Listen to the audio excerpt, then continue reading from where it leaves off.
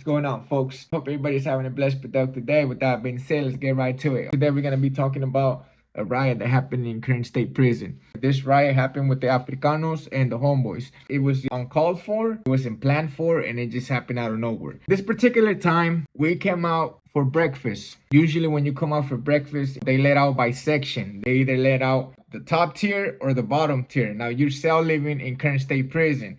And so the way they do top tier breakfast, lock everybody down, and then they do bottom tier breakfast, in which you get about 5 to 6 minutes to eat. It's a very fast process. When you come out for breakfast, you line up outside of your room, stand there till everybody comes out. You go in a circle, and then you start grabbing all your food, and then as you go, you start sitting down. So you grab your tray, you sit down, and so on and so forth until everybody grabs it.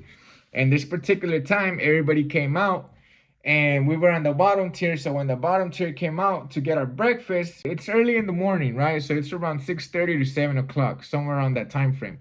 And so we came out, we grabbed the breakfast. There's no tension, there's nothing going on, there's no issues. There's nothing that we should be concerned about. And so everybody sits down. During this time, I didn't know exactly what happened, but as time passed on, we ended up finding out what transpired.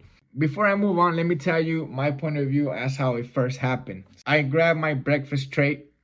I sit down. I'm with another homie. There's a Moreno and I believe a Paisa. I don't exactly remember who was next to us, but the only person I remember was a Moreno.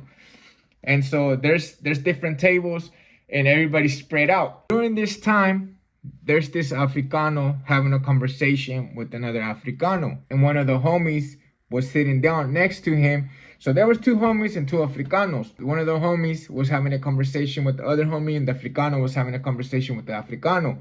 And so when you're around another group, say, man, and there's activities going on and they're having a conversation, you're supposed to like kind of eavesdrop, not fully pay attention to their conversation, but just be aware of your surroundings and what's happening around you.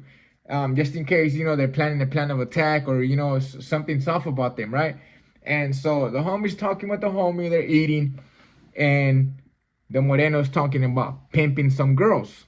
And so I don't know why the homie decides to get into the conversation with the Moreno. So the Moreno's telling the other Moreno, oh, you know how Morenos are. They like to pimp girls. And, I don't condone to that. I don't agree with it. But however, I can't sit here and control anybody's decision making. So this is just what transpired in prison. So the Moreno's talking about in regards to that he's pimping some girls out in the streets, and so the homie gets in the conversation and tells them, hey bro, I don't believe that's right. I don't think that you should be pimping any girls, because it could be your mom, the one that you're pimping. So the Morenos are like, what the fuck? So like, what the fuck you say about my mom? From there on, it just went south, right? A little words were exchanged. Moreno gets up and he just hits the homie. Boom, bro. Sleeps him. The homie's out cold. That's it, bro. KO. Out, bro. So instantly, this is where I'm eating, right? And like, you gotta be aware of your surroundings. You gotta be able to watch everything that's going on, catch a feel for the environment and the atmosphere that's around you, right? And so instantly, the Moreno gets up and hits the homie. Boom, boom, just knocks out the homie, bro. Cold. The homie's out like even stiff, right? And the other homie instantly hops up and starts singing on the other Moreno. Boom! So from there on, it's just everybody gets up, right? So I get up, bro, and boom, and just hit the first Moreno. Boom! So I'm over here envisioning like if I'm there right now, bro. You know what I mean? My blood pumping and everything. So I get up and I hit the first Moreno. Boom, bro. I hit him, right? Boom! And from there, everybody just goes at it. All the homies and the Morenos, right? It's about like 8 or 9 homies and like 12 to 15 Morenos, bro. All the paisas. Boom, they run off. They run to the corner and then we're going at it. Boom, boom, boom. We just going at it, bro. Mind you, this just happened out of nowhere, right? So nobody's prepared. We don't have our bangers out. We don't have anything out. And the other homies in the top tier, like, hey, get him, get him. They're screaming at the Morenos, oh, get him, get him. And they start, how it gets hella loud, right? It gets really rowdy. Like, F this, fuck that, la, la, la, la, la. Get him. And you're going at it, right? Boom, mind you, some Morenos are really big, bro. They're really like, oh, tough and, And so they're beating on the homies, bro. Like, we're getting beat, we're getting smashed, bro. Like, I'm not even gonna lie, because we don't have no bangers, we don't have nothing, right? So we start getting the trades. Boom! So there's hella food being tossed. trays being tossed, people running. One of the homies that was out, bro, he had a banger. He didn't use it. Somehow he said that he dropped it.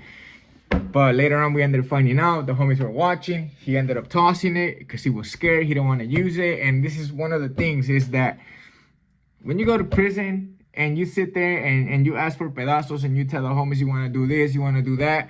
And when it comes down to it and you don't use it, you're going to get deemed, bro. You're gonna be labeled no good and you're going to get your ass handed down to, right? And so later on, everything settles down. Cops come in and they start spraying us. Right, they throw off a buckshot. Oh, everybody get the fuck down. The alarm's going off. Beep, beep, beep. So it's just the chaos, right? You can just picture how it happens, right? And we just over there just getting at it, right? Boom, boom. It was a quick little fast riot. I'm not even gonna lie to you, right? Nobody really got hurt like that, you know, but a couple busted lips, noses, right? And a couple homies, you know, the one that got it bad was the homie that got slept, right? Because like throughout the time he was just knocked out, bro, you know?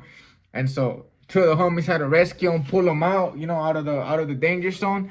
Well, the other homies were smashing on the other morenos, and they were trying to drag him out, you know, so he wouldn't keep getting hurt. And the homie was slept through the whole process of the riot, right? And things could go south from one moment to the other real quick. Later on, the shot caller for the moreno and the shot caller for the homie, they get together and they discuss, you know, what happened. They ask the homie what happened, to his recollection. And so the homie ended up getting in trouble. He got cleaned up and they sent him to the back on a due process, and because he endangered the life of other homies, you know, because we didn't know what happened, you know. And so the homies got mad at the fact that he was getting involved in something that didn't pertain him. And not only that, you know, it transpired and it blew off the yard. And so now we got to be on lockdown for about 45 to 60 days. Bad business in general over something that could have been avoided just by him not opening up his mouth. So with that being said, yo, hope you guys enjoyed this video. Thank you so much. Appreciate you guys.